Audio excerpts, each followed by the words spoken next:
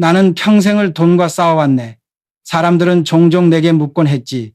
회장님, 그토록 많은 돈을 벌고 나니 이제 정말로 행복하십니까? 그러면 나는 항상 똑같은 대답을 해주었네. 행복은 돈으로 살 수 없네. 하지만 돈은 행복을 가져오는 길을 열어줄 수 있지. 그런데 그 길은 돈으로 포장된 길이 아니었네. 사람의 마음으로 만들어진 길이었지. 내 이야기는 시골의 혹독한 겨울날부터 시작된다. 눈은 차별하지 않아. 부자의 기와집에도 가난한 사람의 초가집에도 똑같이 쌓이지. 화려한 지붕이라고 더 많이 내리거나 허름한 마당이라고 덜 내리는 법이 없지. 그저 세상 모든 곳에 공평하게 내려 세상을 하얗게 덮어버린다네. 사람도 그래야 한다고 나는 믿었네. 이것이 내가 깨달은 모든 것의 시작이자 근본이었다. 험난한 세상에서 나를 지탱해준 단 하나의 철학. 학력이 높든 낮든 돈이 많든 적든 그 사람이 누구든 간에 똑같은 한 인간으로서 대하는 것. 이것을 이해하지 못하는 사람은 그 어떤 성공도 쌓아 올릴 수 없다네. 왜냐고? 세상은 결국 사람과 사람의 관계 속에서 만들어지는 법이니까. 당신이 아무리 똑똑하고 많은 것을 가졌다 하더라도 진정으로 당신을 좋아하는 사람이 단 한 명도 없다면 그 모든 것은 결국 모래성처럼 허무하게 무너져 내릴 테니까. 이 이야기는 지게를 지고 산을 넘던 소년이 세상을 움직이는 거인이 되기까지 오직 사람의 마음을 얻는 법만을 깨달았던 아주 단순한 진리에 대한 이야기일세. 그 비밀은 거창한 경영 전략이나 교묘한 음모론에 있지 않아 그저 사람으로서 제대로 살아가는 것에 대한 이야기일 뿐이다. 그러니 당신의 삶을 근본부터 흔들 이 이야기를 이제 시작하려 한다. 세상에는 당신을 깎아내리려는 사람이 너무도 많다네. 내가 큰 일을 벌일 때마다 언론은 저건 불가능하다고 떠들었고 주변 사람들은 무모한 짓이라며 손가락질했지. 내가 한 말 한마디에도 반대가 따랐고 마치 세상 모두가 나에게 등을 돌린 것 같았어. 하지만 나는 결코 그들의 목소리에 흔들리지 않았네. 왜냐고? 사소한 돌멩이 하나하나에 신경 쓰면 결코 큰 강을 건널 수 없다는 것을 알았기 때문이지. 그들의 비난은 그저 강가에 굴러다니는 자갈이나 다름없었네. 나는 그냥 생각했어. 또 시작이네. 그리고는 훌훌 털고 웃어버렸지. 그럴 때마다 사람들은 내게 물었네. 어떻게 그렇게 태평하십니까? 나는 대답했네. 쉽게 화를 내는 사람은 그릇이 옹졸해 보일 뿐이야. 나는 그들과 싸우지 않아. 그저 내가 옳다고 믿는 길을 묵묵히 걸을 뿐이지. 그렇게 관대함을 보일 때 사람들은 비로소 당신의 진짜 가치를 알아본다네. 진정한 힘은 주먹이나 돈에서 나오는 것이 아니었네. 당신의 평정심, 그리고 어떤 모욕에도 웃어넘길 수 있는 호연지기에서 나오는 것이지. 비판이나 비난에 굴하지 않고 계속해서 좋은 일을 하면 신뢰는 저절로 당신에게 찾아올 거야. 사람들은 그런 당신에게 매력을 느끼게 돼. 하지만 진정한 힘은 똑똑해 보이는 데서 나오는 것이 아니었다네. 그것은 아주 다른 곳에 있었다.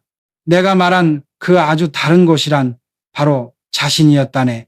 사람들은 모두 자기 자신을 드러내고 싶어 해. 나도 젊은 날에는 그랬지. 아는 것을 다 아는 척 어려운 단어를 써가며 똑똑함을 증명하려 했었지. 하지만 말이야, 그런 가짜는 결국 들통나게 돼 있어. 진짜 자신이 아닌 다른 모습이 되려고 애쓰는 것은 지속될 수 없지. 유명한 말 중에 이런 말이 있지. 사람들은 자신만큼 어리석은 사람을 좋아한다. 이 말은 소박하지만 인간의 본질을 꿰뚫고 있네. 자신보다 항상 우월하게 행동하는 사람 옆에서는 아무도 편안함을 느끼지 못해. 오히려 사람들은 조금 서툴거나 엉뚱한 사람에게 더 편안함을 느끼는 법이지. 그러니 똑똑해 보이려고 애쓰지 말게. 사실 조금 순진한 모습을 보이는 것이 다른 사람들을 더 편안하게 해주고 친근한 분위기를 만들 걸세. 작은 자존심은 내려놓고 다른 사람들이 당신보다 조금 더 낫다고 느끼게 해주게. 그렇게 할 수 있을 때 적절한 시점에 당신의 진짜 모습을 드러낼 기회가 올 거야. 당신이 진정한 능력을 보여줄 때 주변 사람들은 그 차이에 놀라며 당신을 더 존경하게 되지. 바로 그때가 당신이 진정한 결실을 맺는 순간이야. 그리고 결국 이때쯤 당신은 인간에 대한 기본적인 법칙 하나를 깨닫게 될 걸세. 바로 이 세상에 완벽한 사람은 아무도 없다는 것을 말일세. 그렇다네. 이 세상에 완벽한 사람은 아무도 없어. 나를 포함해서 말일세. 모든 사람에게는 결점과 약점이 있지. 그건 인간의 숙명과도 같은 거야. 그런데 문제는 바로 이것일세. 당신이 그 모든 불완전함을 가진 한 인간을 진정으로 사랑할 수 있느냐는 거야. 이것이야말로 모든 관계의 근원이며 심지어 거대한 사회적 합의를 구축하는 토대가 되지 마치 자식을 사랑하는 방식과도 같네. 과연 자기 자식의 잘못을 꾸짖고 남의 착한 자식만 사랑하는 부모가 있을까? 그런 사람이 있다면 그는 인간의 마음을 전혀 이해하지 못하는 사람일 거야.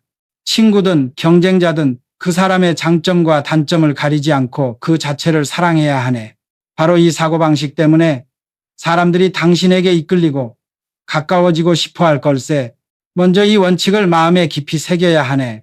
왜냐하면 정신적으로 확고한 준비가 되었다면 이제 다음 단계는 행동이니까. 마음속의 생각은 스스로 메시지를 전달할 수 없네. 그렇다면 우리는 사람들을 어떻게 만나고 어떻게 관계를 구축해야 할까? 그 답은 당신이 생각하는 것보다 훨씬 더 단순하다네.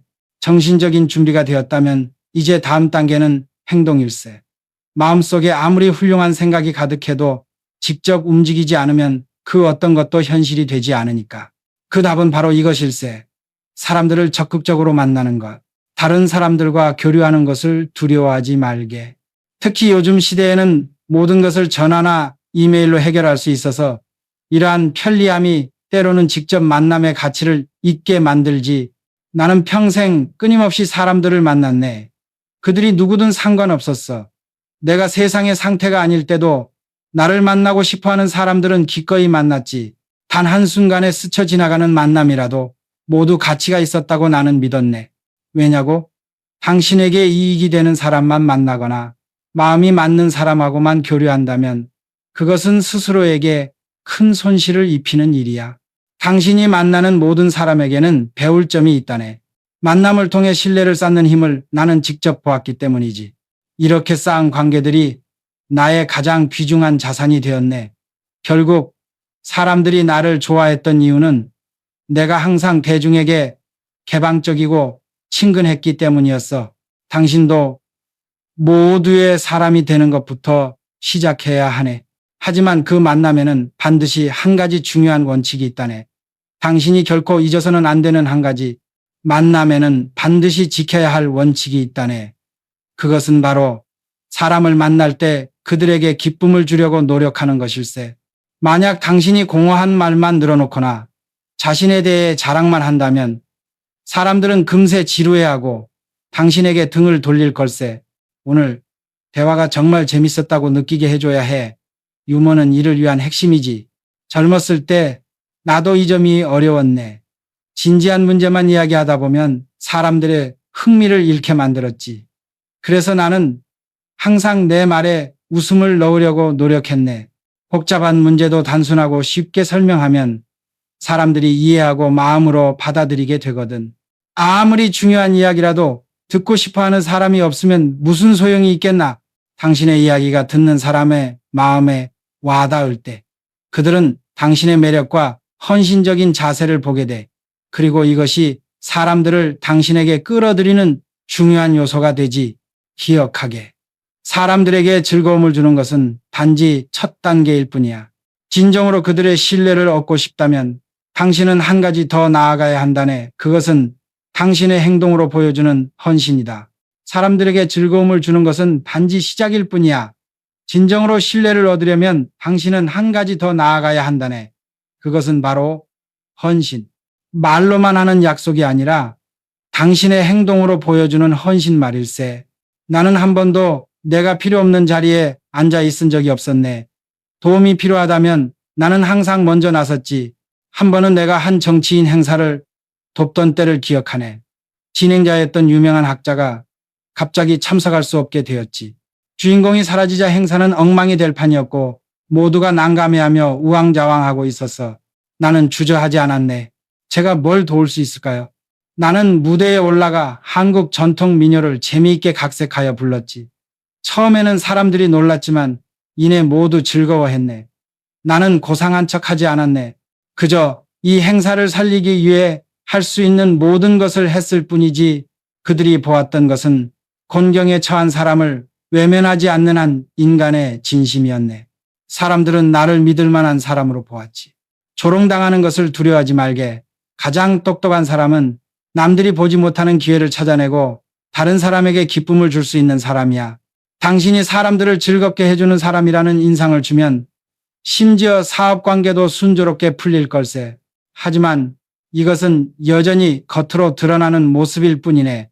진정한 신뢰는 더 깊은 곳에서 쌓이지. 당신은 그들의 마음속 깊은 곳을 들여다봐야 해. 마음속 깊은 곳을 들여다보는 것. 그것은 바로 상대방의 입장에서 생각하는 것이었네.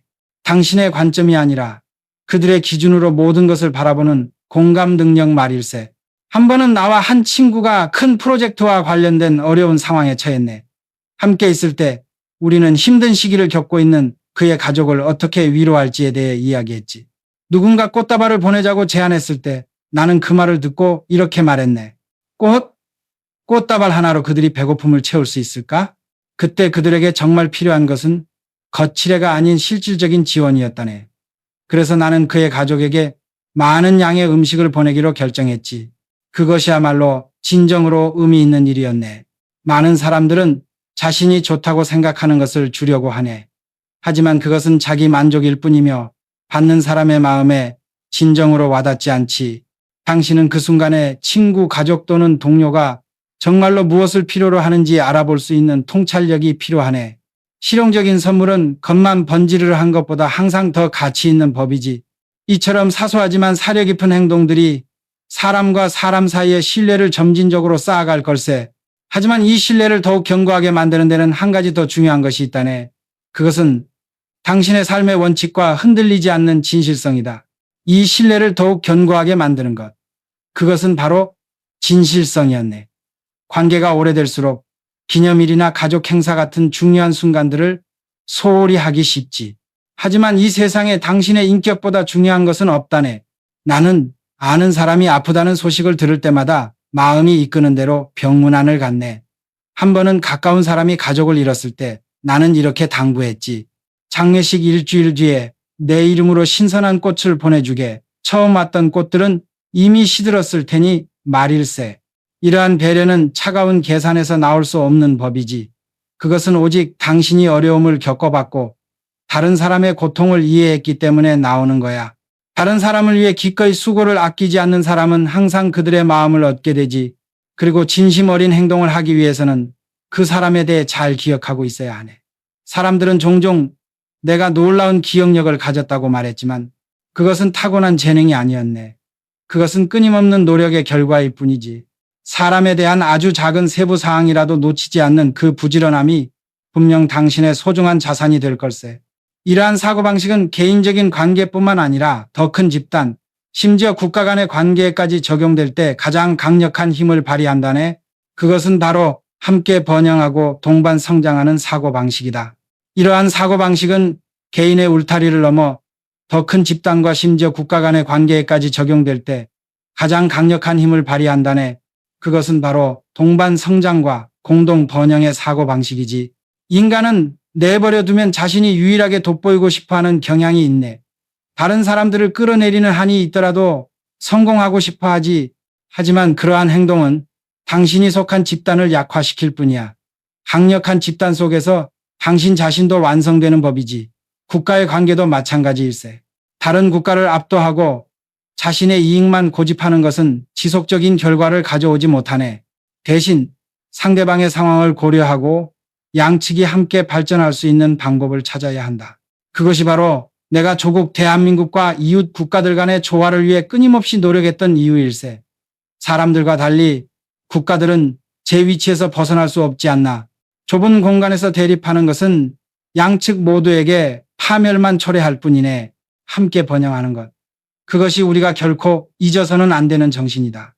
나는 인간관계 구축의 비법에 대해 공유했지만 이제 우리는 이 사고방식을 다음 세대에게 전달해야 하네. 그리고 그 시작은 당신의 가정에서부터이다. 우리는 이 사고방식을 다음 세대에게 전달해야 하네. 그리고 그 시작은 교실이나 학원이 아니라 바로 가정이다. 교육은 교사에게만 맡겨져서는 안 돼.